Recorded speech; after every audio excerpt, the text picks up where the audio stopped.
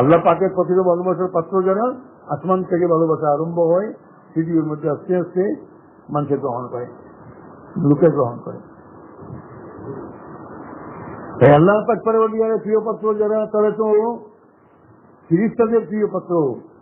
ইব্রাহিম খলিলুল্লাহকে যখন অগ্নিকুণ্ডে নিক্ষেপ করার ব্যবস্থা করা হলো, তখন ফিরিস্তারা দৌড় করতে আরম্ভ করলেন। ফিরিস্তার প্রিয় পাত্র, মায়ার পাত্র, তাদের অন্তরে জ্বালাতন সৃষ্টি হলো যে ইব্রাহিম খলিলুল্লাহ আল্লাহ পাক পরবর্তীকারের সবচেয়ে বেশি প্রিয় পাত্র এই জগতের মধ্যে, এবং উনি আমাদেরও সবচেয়ে বেশি প্রিয় পাত্র, আর তাকে আছে অগ্নিকুণ্ডে নিক্ষেপ করা হচ্ছে। কাজেই তাকে আমরা কিভাবে সাহায্য করবো? আল্লাহ পাক যদি নির্দেশ না দেন, আমরা তো সাহায্য করতে পারবো না।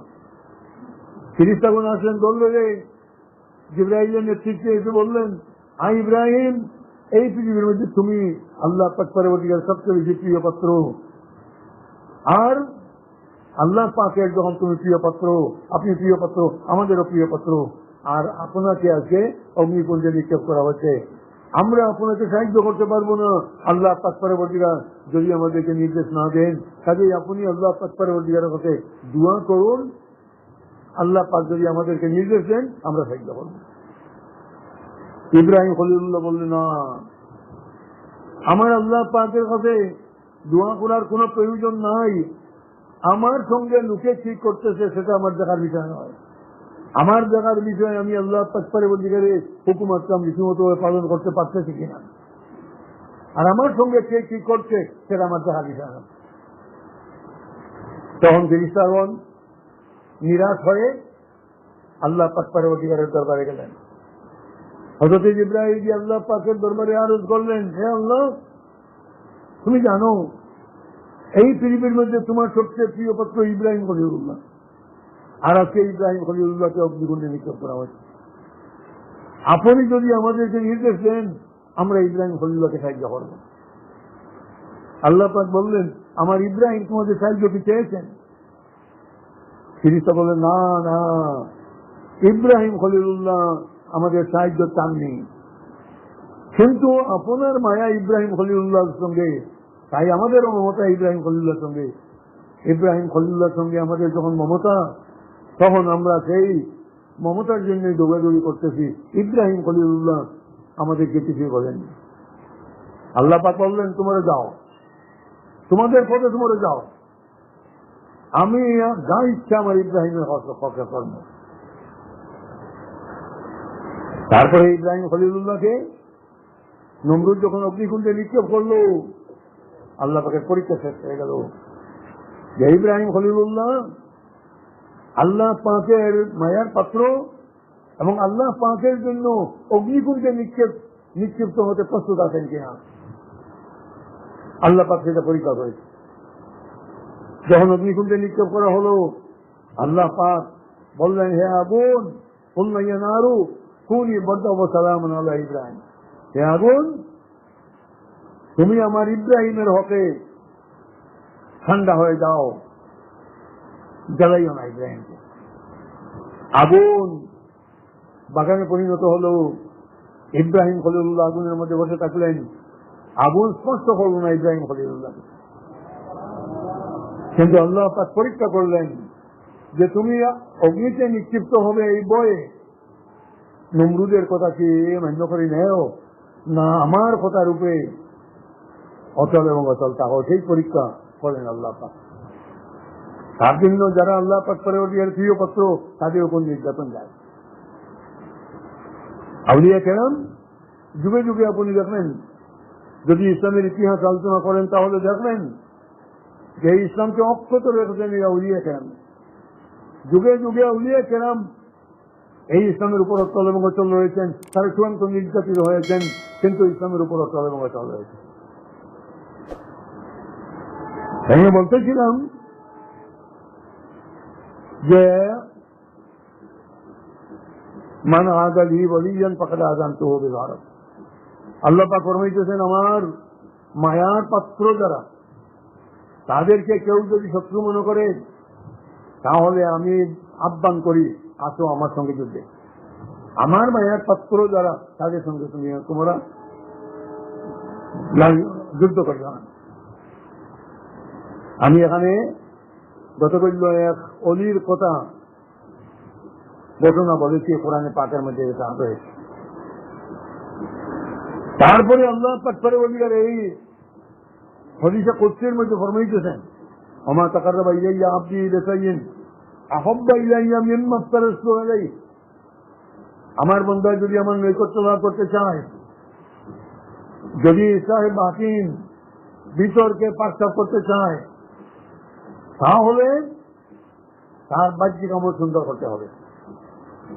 আমার বান্দা আমার নৈকট্য লাভ করতে পারে না যতক্ষণ পর্যন্ত সে আমি যা ফরজ করেছি সেই ফরজগুলো ঠিকঠিকভাবে পালন না করবে, ওয়াজিব ঠিকঠিকভাবে পালন না করবে, ঠিকঠিক হারাম মাকরুহ তাহরিমাত থেকে যতক্ষণ পর্যন্ত বেঁচে না থাকবে ততক্ষণ পর্যন্ত আমার প্রিয় পাত্র হতে পারে না। এই খানকা ইসলাহে বাতিনের জন্য আল্লাহ পাকের প্রিয় পাত্র হওয়ার পথে পরিচালনা করার জন্য। তাই ফরজ ওয়াজিব যাতে ঠিকঠাকভাবে আমরা আদায় করতে পারি তার প্রতি বিশেষভাবে লক্ষ্য রাখা হয়েছে। সেখানে এই খানকা তো 3 দিনে, আমাদের নিয়মিত খানকা হলো বদরপুর। সেই বদরপুরের খানকার মধ্যে আমরা নমাজের সুন্নত মুস্তাহাব সহ নমাজ কিভাবে পড়া হবে সেই ট্রেনিং দেবে। সুন্নত মুস্তাহাব সহ নমাজ কিভাবে পড়তে হবে, কারণ নমাজ যদি ঠিক না হয় তাহলে ইসলাহে বাতিন হবে না। শরীয়তের হুকুম আহকাম রীতিমতো পালন না হয় ইসলাহে বাতিন হবে না। তার জন্য খানকার মধ্যে একটা অংশ রয়েছে খেরাত মত দেওয়া হচ্ছে, তাসবিহ তাহলিল শিখিয়ে দেওয়া হচ্ছে, নমাজ কিভাবে ঠিকঠাকভাবে আদায় করবো সুন্নত মুস্তাহাব সহ তা শিখিয়ে দেওয়া হচ্ছে। একটা রুটিনের ভিতরে রয়েছে, এই রিয়াজতে ইজমালি যেটা তার ভিতরে রয়েছে। তারপরে এর উদ্দেশ্য হলো যে আমরা প্রত্যেকটি ফরজ প্রত্যেকটি ওয়াজিব যেভাবে আদায় করার সেইভাবে আমরা আদায় করব। সামান্য আদায় করিয়া সেই পথে যেন পরিচালিত করা হচ্ছে।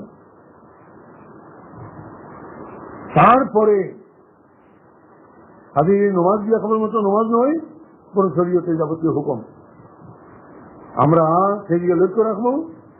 লক্ষ্য রাখিয়া ইসলাহে জাহির বাহ্যিক আমল সুন্দর করার জন্য শরীয়তের মোস্তাহিদ জানবো, জানিয়া শরীয়তের মোতাবেক সুন্নত মুস্তাহাবের উপর আমল করব, সুন্নত মুস্তাহাব সহ প্রত্যেকটা ফরজ আদায় করব।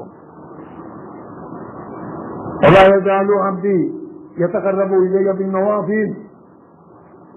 এরপরে হাদিসে কুদসির মধ্যে আল্লাহ পাক পরওয়ারদিগার ফরমাইতেছেন, আমার বান্দা নফল ইবাদত করিয়া যদি আমার নৈকট্য লাভ করার জন্য চেষ্টা করতে থাকে তাহলে সে আমার বিশেষ প্রিয় পাত্র হবে। নফল ইবাদত করা হয়েছে, প্রথমে অলি বলা হয়েছে, তারপরে অলি হবার পথ পাঠিয়ে দেওয়া হচ্ছে এই হাদিসে কুদসির মধ্যে।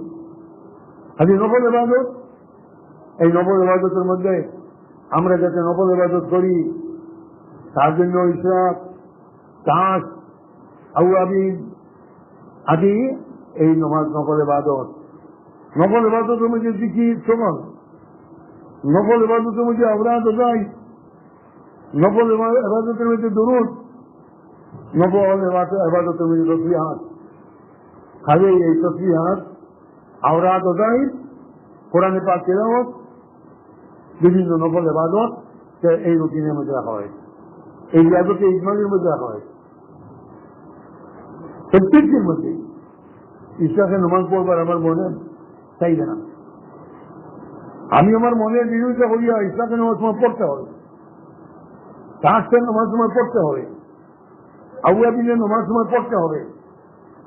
আওরাদ আদায় যেখানে বলা হচ্ছে, তাসবিহ তাহলিল এখানে বলা হচ্ছে, নাজিমে খানকা সব সময় বলে দিচ্ছেন আপনার মনে চাইবে কিছু গল্পগুলো করে দিন, সেই গল্পগুলো ছেড়ে দিয়ে যা নির্দেশ দেওয়া হচ্ছে তা মনের বিপরীত হবে।